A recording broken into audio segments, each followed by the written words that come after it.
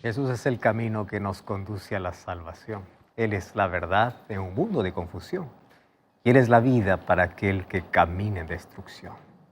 Que Jesús sea tu única esperanza y que solo en Él puede estar tu confianza. Bienvenido. Está comenzando Libertad sin Límites. Ya sabes que tenemos este encuentro siempre aquí en la TV, en las redes sociales, en Facebook, en YouTube, en cualquier otra plataforma, para que juntos podamos, en este momento, ser abrazados por las promesas que Dios tiene para nuestra vida, para que juntos podamos fortalecer nuestra fe, y la fe crece y se fortalece a través del estudio de la Biblia. Así que si tú quieres tener una fe fuerte, una fe que tiene raíces profundas, necesitas dedicar tiempo para poder estudiar la Biblia. Necesitas tiempo para poder profundizarte, para poder disfrutar de aquello que Dios tiene por medio de su palabra. Entonces lo que hacemos en este programa es permitir que Dios nos hable por medio de su palabra, es permitir que nuestra fe pueda desarrollarse en un mundo lleno de incredulidad, de dudas, de dolor, de violencia y bueno, envuelto en tanta tragedia que muchas veces asalta nuestra mente dudas de ¿Dios me ama? ¿Acaso Dios se olvidó de mí? ¿Me siento abandonado? ¿Cómo nuestra fe se puede fortalecer en medio de tanta duda o incredulidad o de tanto dolor? Pues necesitamos un encuentro con la palabra. Por eso es que en este programa nosotros fortalecemos nuestra fe en Cristo mediante la Biblia. Y hablando de fortaleza espiritual, yo quiero ofrecerte un material exclusivo y extraordinario para ti. Este es el curso bíblico Biblia Fácil Apocalipsis. Tiene 18 capítulos. Y aquí vas a encontrar cómo entender el libro de Apocalipsis, que para muchos es un libro lleno de misterio, de imágenes, de símbolos, incomprensible. Lo vas a comprender de manera simple, sencilla. Puedes acompañar el programa Biblia Fácil también para poder estudiar este curso bíblico, mas puedes solicitar este curso que está disponible y es gratis a través de nuestro número de WhatsApp que aparece aquí en tu pantalla, y si no, te digo cuál es, más 5512 9810 1460, o también puedes ingresar a nuestra página web estudielabiblia.com. Ingresa allí y vas a encontrar este y otros materiales que sin duda van a fortalecer tu fe y van a hacer que juntos podamos estar siempre firmes en medio de cualquier circunstancia de la vida. Mientras más profundas son nuestras raíces, más fuertes seremos ante cualquier tempestad o cualquier tormenta que nos llegue en la vida. Hoy tenemos un tema súper importante. Te cuento, vamos a una brevísima pausa y ya regresamos aquí en Libertad sin Límites. ¿Sabes que el tema de la segunda venida de Cristo es uno de los probablemente hoy en nuestro tiempo por momentos más hablado y luego olvidado? Más hablado cada vez que surge alguna tragedia, alguna calamidad, cada vez que surge alguna cosa sorprendente, inesperada, todos comenzamos a hablar de Jesús viene. Y qué difícil es poder encontrar este mensaje cuando todas las cosas están bien, cuando las cosas están normal, cuando las cosas siguen su curso natural de la vida. Parece que vamos a ser eternos aquí en este lugar. ¿A poco le importa si Jesús viene o no más? Ocurre alguna cosa, pues hay un despertar. Todo el mundo, Cristo está volviendo, Cristo está volviendo. Sin embargo, el mensaje de la venida de Jesús no es el mensaje que se tiene que predicar solo cuando hay tragedia, solo cuando hay un terremoto, solo cuando surge una pandemia, solamente cuando hay una calamidad. El mensaje de la venida de Jesús debe ser un mensaje inminente, predicado día a día, pero no solo predicado. Necesitamos estar preparados para la venida de Jesús. Y hoy quiero que juntos podamos analizar algunos aspectos importantes, porque sobre este tema ya se habló mucho. Por ser la base de nuestra esperanza como cristianos, hay muchas cosas que nosotros ya hemos hablado incluso en este programa y en otros programas sobre el regreso de Jesús. Por ejemplo, hemos hablado ya cómo será su regreso, hemos hablado acerca de las señales de la venida de Jesús. Pero hoy quiero hablarte de un aspecto interesante que tiene que ver con la razón de nuestra esperanza, la razón de nuestra fe. Porque el apóstol Pablo decía así, que la razón de nuestra esperanza en sí se basa en dos eventos que en la Biblia encontramos. El primer evento, la resurrección. Si Jesús solamente hubiese muerto y no hubiese resucitado, en vano es nuestra fe. Si Jesús resucitó y fue al cielo, pero no va a volver, en vano nuestra esperanza. Entonces, no hay fe, no hay esperanza. La resurrección de Jesús y las promesas de la segunda venida de Jesús es la base de nuestra fe, la base de todas nuestras creencias. El sacrificio de Cristo, su resurrección y su segunda venida. Entonces, de nada sirve que yo solamente pueda hablar y predicar sobre lo que Jesús hizo y no lo que Jesús hace y lo que va a hacer. Y hoy vamos a enfocarnos justamente en ese asunto. ¿Qué representa para la venida o para la vida de los creyentes la venida de Cristo? ¿Realmente nosotros vivimos de acuerdo a lo que creemos?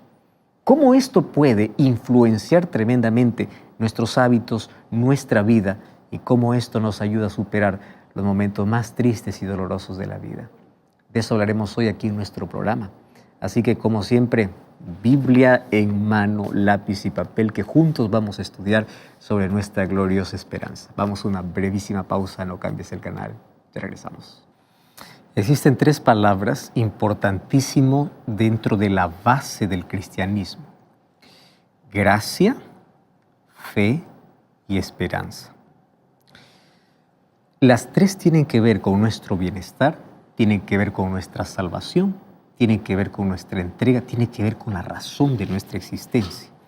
Y como creyentes lo entendemos muy bien, pero quiero explicarte de manera breve lo que esto significa no solo para el creyente, sino para todo el ser humano. Si el ser humano rechaza la gracia de Cristo, está completamente perdido. Nadie se salva por hacer cosas buenas o por ser bueno, por ser honesto. Las personas se salvan por aceptar la gracia de Jesús. ¿Y qué es la gracia de Jesús? La gracia de Jesús está basada en su amor. Su amor no tiene límites. Su amor incluso es inexplicable. No hay manera de poder detallar, no hay manera de poder explicar el amor de Cristo. Entonces, cuando el ser humano rechaza su gracia, está rechazando el perdón, está rechazando la esperanza, está rechazando la salvación, está rechazando todo. Entonces, la gracia está basada en el sacrificio de Jesús, en el amor de Cristo, y es un regalo que Dios otorga al ser humano. El ser humano no merece la gracia de Dios. El ser humano merece justicia. ¿Qué cosa es justicia? La justicia es que tiene que pagar por todo aquello que hizo. Pero Dios, antes de poder ejecutar un juicio o justicia, porque Él es justo para toda la humanidad, Él extiende su gracia. Por eso es que gracia es recibir aquello que no merecemos. Justicia es recibir aquello que merecemos.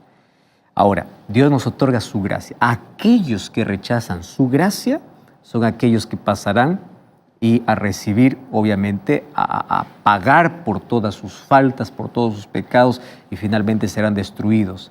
¿Por qué razón? Porque la justicia de Dios es que Él odia el pecado, Él quiere eliminar el pecado. Entonces Dios ama al pecador, quiere eliminar el pecado, pero el ser humano, cuando rechaza la gracia de Cristo, se aferra al pecado, que cuando Cristo quiere destruir el pecado, tiene que destruirlo junto con el pecador. No porque quiere destruir al pecador, sino porque el pecador no quiere soltar el pecado. Esa es la primera palabra, gracia. La segunda palabra es fe. La fe es aquella que nos ayuda a poder visualizar más allá de las circunstancias presentes. El ser humano sin fe está muerto o está muriendo día a día. ¿Qué cosa hace que todos los días pueda levantarte motivado sabiendo de que aquel día va a ser productivo, de que ese día vas a volver a casa, de que ese día vas a crecer, de que un negocio va a abrirse, de que tu hijo está creciendo, de que tu familia va a estar unida? Todo funciona en base a la fe. Pero la fe está basada ¿en qué? En confianza. Lamentablemente los seres humanos confían más en políticos, confían más en personas, confían más en seres humanos que les falla que en Dios. Entonces, ¿qué cosa es la fe dentro del plan de salvación? Es la respuesta humana ante el regalo divino. Dios me ofrece su gracia y yo lo acepto por medio de la fe. No lo entiendo todo, pero yo lo creo y yo confío. Y la fe me ayuda a sostenerme en los momentos de mayor crisis en la vida. Cuando paso por el valle oscuro, cuando hay silencio, cuando mis sentimientos ni siquiera me acompañan a pensar, Dios está conmigo. A veces el ser humano no siente eso. La fe es creer, es confiar, aun cuando no tenga todas las evidencias suficientes. Pero la fe no es vacía. La fe tiene una base. La fe está basada en evidencias. La fe es racional. La fe no será racionalista, pero es racional. Y número 3, esperanza. Lo que mueve al ser humano es esperanza. ¿Por qué tú colocas a tus hijos al colegio? Tienes esperanza de que ellos puedan desarrollarse y puedan ser profesionales. ¿Por qué te casas? Con la esperanza de que puedas formar una familia buena, agradable, y que pueda ser el complemento y esa persona el complemento para tu vida. ¿Cómo se inician los negocios en la vida? Con esperanza. La vida está en base a la esperanza. Lamentablemente el ser humano pierde la esperanza. Ahora fíjate una cosa, cuando el ser humano rechaza la gracia de Dios, pierde la fe y pierde la esperanza, ha perdido el sentido de la vida. Y el apóstol Pablo me enseña lo siguiente, que mi fe se basa en la resurrección de Cristo. Por eso es que Cristo no es un héroe. Hay muchos que murieron en la historia como héroes, incluso se colocaron en lugar de otro. Un héroe, pero no resucitó. Cristo es mi Salvador. Él murió y resucitó. Y Él dice, si Cristo no resucitó de los muertos, en vano nuestra fe. O sea, ¿cuál sería la base de mi fe? ¿En qué yo creería? Mas yo creo en un Jesús que no solo murió, sino que resucitó. Y ese Jesús que resucitó va a volver otra vez. Y la venida de Jesús es la base de mi esperanza. Ahora quiero que entiendas. La base de mi salvación es la gracia de Cristo. La base de mis creencias es mi fe en Cristo. Mi fe. Y la base de mi esperanza es la segunda venida de Jesús. Sin la venida de Jesús, ¿cuál es la esperanza para la vida? ¿Cuál es la razón de mi existencia? Ahora, la esperanza nos da razón para vivir, para soñar, para seguir adelante en medio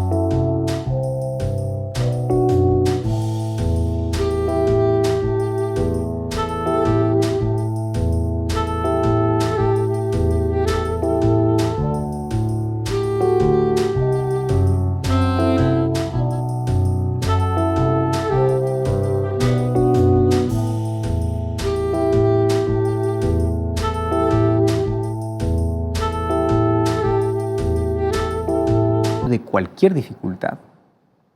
La esperanza en sí es la virtud que le da sentido a la vida.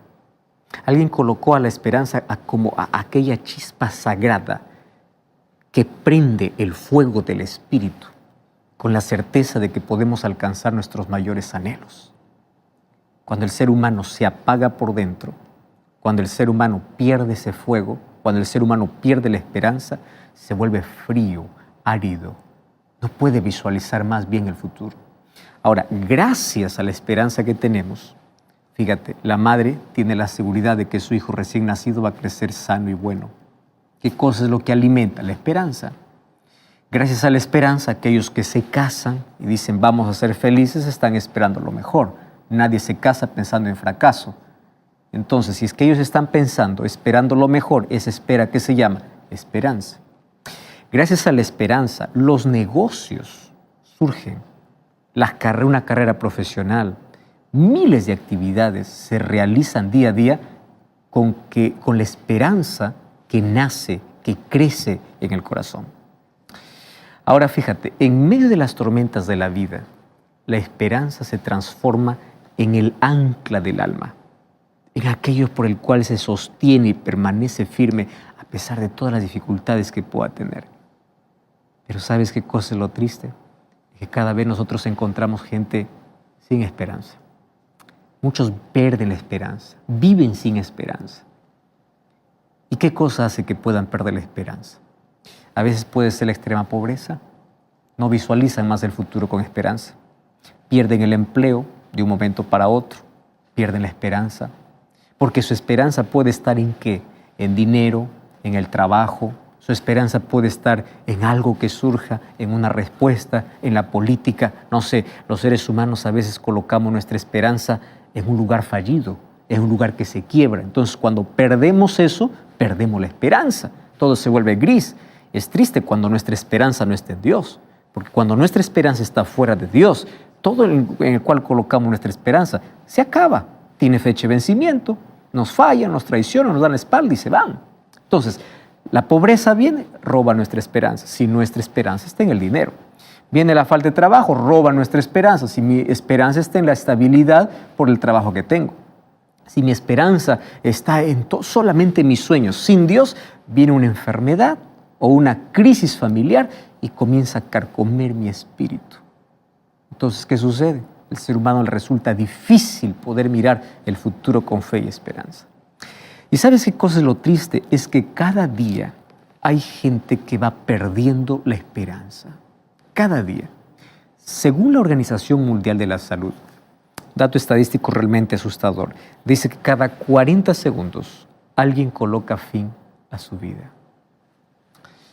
¿Ya te pusiste a pensar que mientras tú estás allí en tu sofá mirando este programa, o estás con la familia, o solo, o estás en el celular, o estás allí en YouTube, o en Facebook, o escuchando por la radio, o viendo por la TV, hay tantas personas que en este momento, mientras tú estás allí, están justamente intentando colocar fin a su vida? En este instante hay tanto dolor, tanta angustia, y el mundo cada vez está perdiendo el sentido de la vida. ¿Qué cosa pierde? La esperanza, porque cuando pierde la esperanza ya no puedes ver nada. ¿Para qué continuar viviendo? Ahora, la gente en sí que quita su vida, hay un estudio interesante que dice la gente en sí no quiere quitar la vida, porque el ser humano nació para vivir y el ser humano se aferra a la vida. Dios colocó en nuestro corazón aquel deseo de poder vivir a pesar de lo que suceda. Pero llega un momento en que la gente no puede más avanzar porque hay un dolor que le aplasta. Pierde la esperanza, pierde la fe, pierde todo y el dolor aumenta. Entonces el ser humano, por quitar ese dolor, mejor piensa así: voy a quitar mi vida. El ser humano no quiere quitar la vida, quiere arrancar el dolor que no puede soportar. Yo quiero mostrarte cómo la esperanza nos ayuda a fortalecernos en los momentos más angustiantes de la vida. ¿Tú sabes quiénes son los que últimamente vemos por noticias, gente que está quitando la vida? Personas brillantes, personas famosas, cantantes, actores, poderosos. Y personas que tú lo ves y dices, pero tienes todo en la vida. Adolescentes. Uno puede pensar que los adolescentes no están pensando en eso porque piensan que no tienen problemas. Tienen tanta confusión, tanta carencia, tanto vacío, tanto dolor no expresado, acumulado.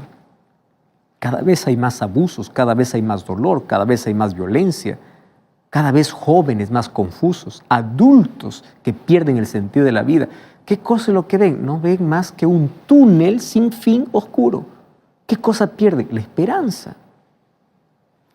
Entonces, el dolor que el ser humano oculta es más peligroso que cualquier guerra o cualquier pandemia. Quiero que me entiendas bien. Yo no estoy minimizando el otro problema. Las guerras nos traen dolor.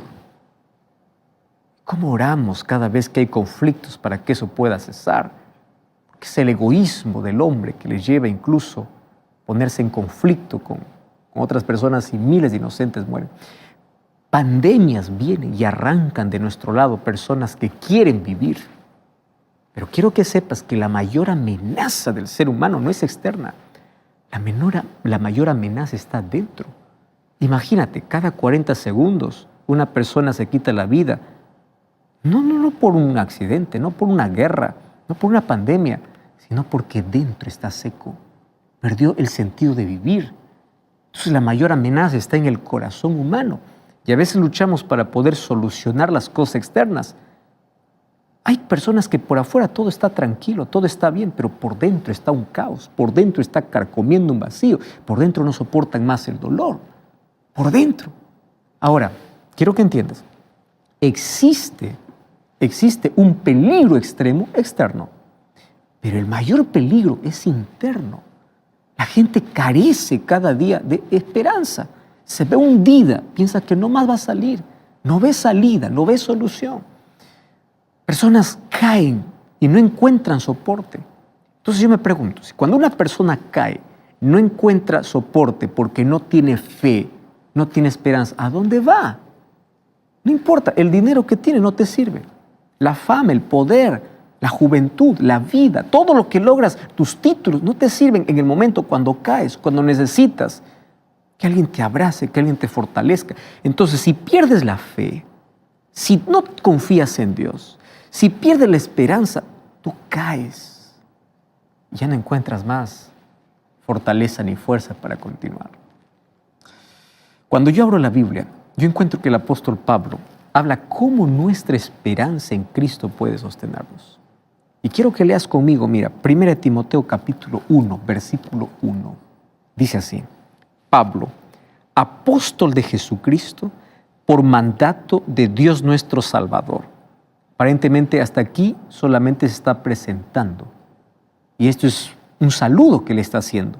Pero en su saludo él coloca una palabra extraordinaria y dice así: yo soy apóstol de Jesucristo y porque Él es nuestra esperanza. Voy a leer nuevamente. Pablo, apóstol de Jesucristo, por mandato de Dios nuestro Salvador y del Señor Jesucristo, nuestra esperanza. A él no le interesa tener una biografía grande, aunque Pablo podría cada vez que saluda decir así: aquí le saluda el políglota, el doctor, el que fue a la universidad, aquí le saluda el intelectual, aquí le saluda aquel que... No, a él le importa todo lo que logró en la vida. Él lo que quiere es que las personas entiendan. Quiero que sepan que Jesús es nuestra esperanza. Y él comienza a presentarse a sí mismo en una sola palabra: soy apóstol de Jesucristo, pero Jesucristo es mi esperanza.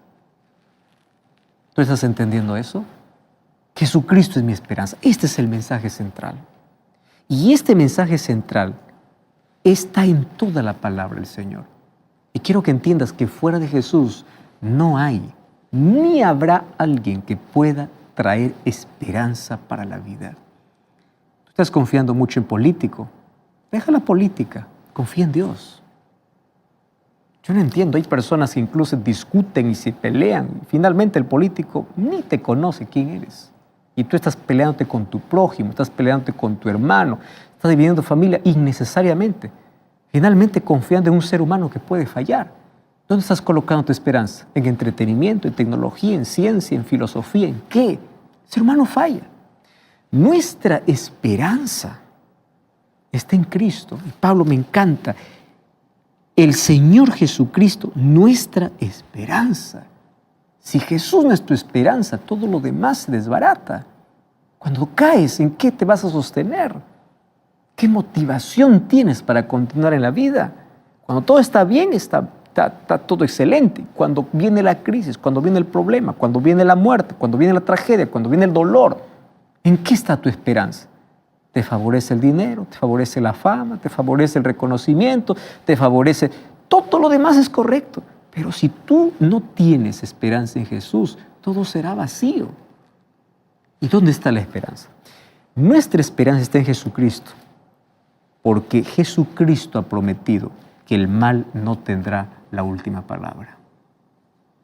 Que Jesús vendrá para poder colocar punto final a nuestra historia de dolor. La esperanza de poder disfrutar de un futuro glorioso en una tierra nueva tiene un significado real. ¿Pero por qué yo tengo que creer en eso? Mi esperanza no es vacía. Mi esperanza tiene una base. Y la base es lo que Jesús ya hizo en el pasado. ¿Cómo yo puedo confiar y esperar de que las cosas van a mejorar? Quien va a traer mejoría a este mundo no es la firma de presidentes, no es un nuevo político. Quien va a mejorar las cosas es más, las cosas no van a mejorar, las cosas van a empeorar. Quiero que entiendas bien esto. Mientras más nos aproximamos al fin del siglo, al fin de la historia, al fin de nuestro mundo, cada vez las cosas empeoran. Así que cuando alguien venga y te diga, conmigo las cosas mejoran, conmigo hay paz, conmigo hay seguridad, eso es mentira. Cada vez habrá más dolor, cada vez más injusticia. Claro que algunos pueden allí menguar, aliviar, ayudar por un momento, pero la oscuridad va a crecer. Ahora, quien me trae esperanza verdadera es Jesucristo. ¿Y por qué Jesús? Porque Él me garantiza que el mal no será para siempre.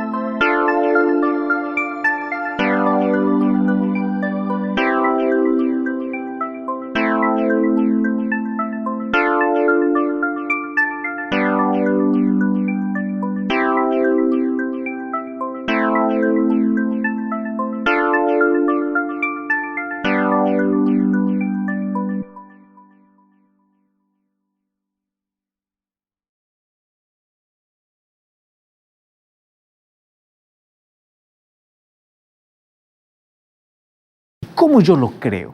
Por lo que Él ya hizo en el pasado. Mira, ve, su primera venida es la garantía de que Él volverá por segunda vez. Así como tantas profecías anunciaban la primera venida de Jesús, hay tantas otras que me garantizan su segunda venida. Si Él cumplió con su primera venida, entonces hay garantía de que vendrá por segunda vez. La primera vez vino como un niño indefenso, pero la segunda vendrá como Rey de Reyes en gloria y majestad. ¿Quién viene? Ese mismo Jesús que murió en la cruz, ese mismo Jesús que resucitó al tercer día. Es el mismo Jesús que hoy quiere vivir en el corazón.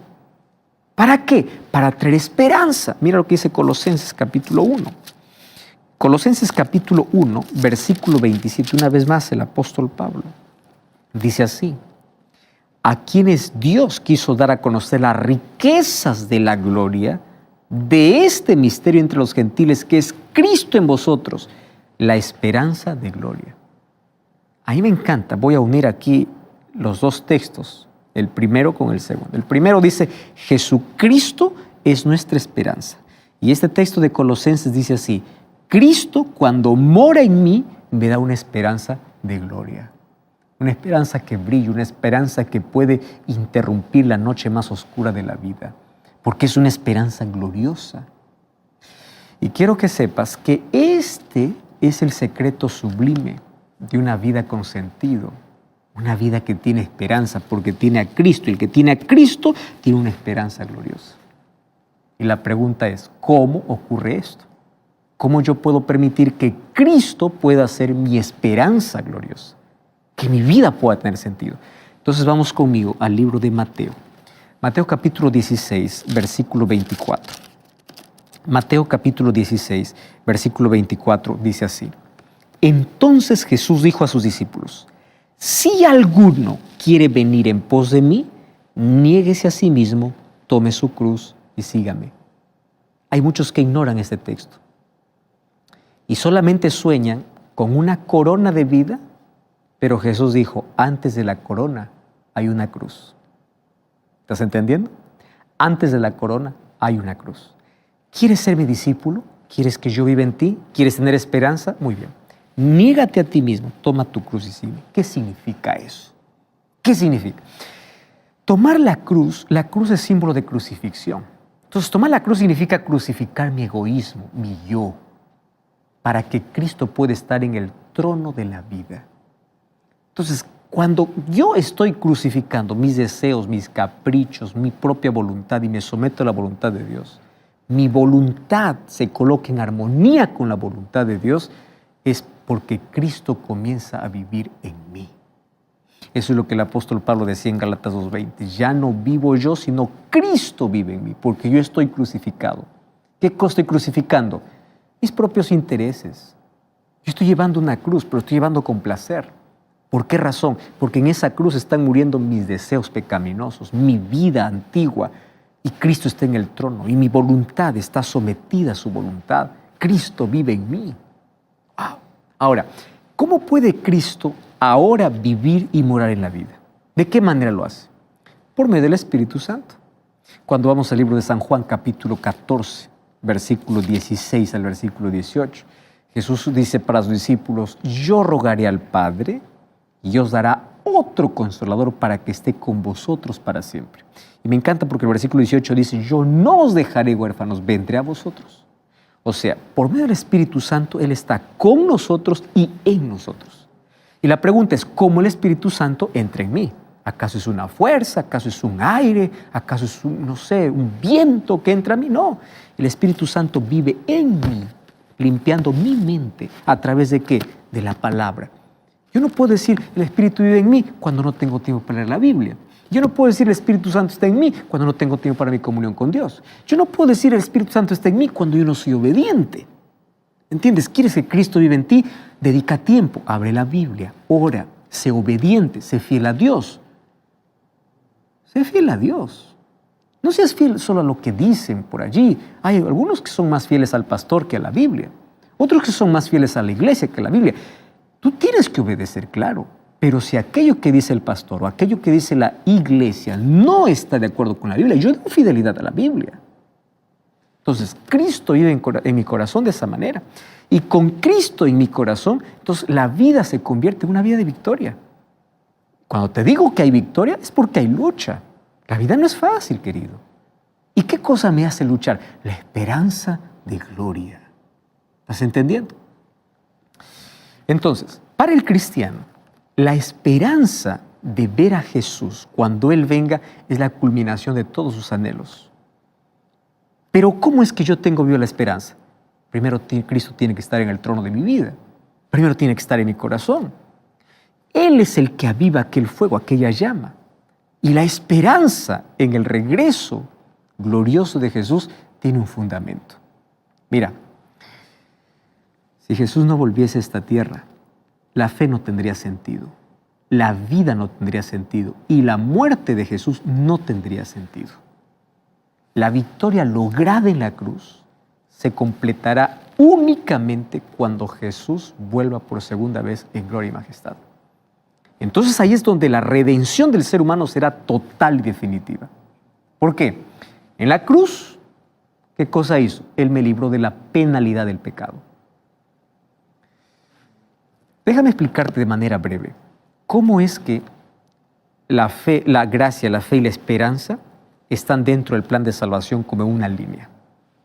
Yo lo voy a colocar con 3 P's. ¿Está bien? En la cruz, Él me muestra su gracia, su perdón, su salvación.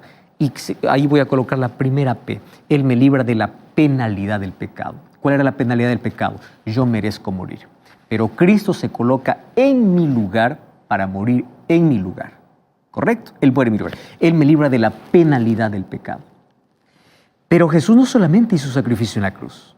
Hoy está realizando su obra. Porque a veces nos enfocamos solo en lo que Jesús hizo y no en lo que Jesús hace. ¿Qué cosa es lo que hace Jesús? Hoy Jesús está intercediendo por mí en el santuario. Hoy me está dando la oportunidad de salvación. Y hoy trabaja en mi corazón por medio del Espíritu Santo para darme la segunda P. ¿Cuál es la segunda P? Él me da poder sobre el pecado. Hoy me libra del poder del pecado. El pecado ya no tiene más control en mi vida porque Cristo me da poder para vencer. Entonces, primero me libra de la penalidad. Segundo, me libra del poder ahora. Aquí, ¿qué cosa ejerce? La fe. En primer lugar está la gracia, en segundo lugar está la fe. ¿Y dónde está la esperanza? En la tercera P. Porque cuando Jesús regrese por segunda vez, Él me librará de la presencia del pecado. ¿Entendiste? Me libró de la penalidad, hoy me libra del poder del pecado y cuando Cristo regrese me librará de la presencia del pecado. Porque nunca más después de eso habrá pecado. Ahora te voy a explicar un poquito mejor.